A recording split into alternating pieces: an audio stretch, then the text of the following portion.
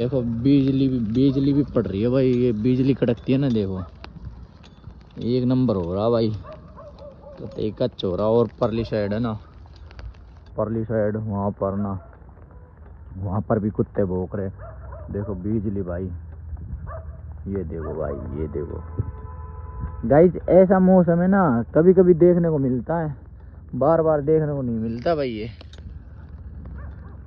मेरे को भी अभी आज ही देखने को मिल रहा है, क्योंकि मेरे को भी हो गए 5-6 महीने जो ये अब मिल रहा है देखने को भाई।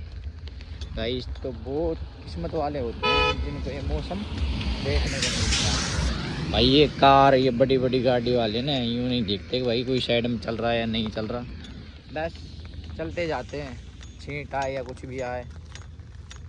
मिलते हैं अगले व्लॉग में। तो गाइस अभी हम नए क्रिएटर है, इतनी अच्छी तरह क्रिएटर नहीं कर पाते, प्लीज़। तो देखते हैं, चलो यहीं पर व्लॉग ख़त्म करते हैं, मिलते हैं अगले व्लॉग में।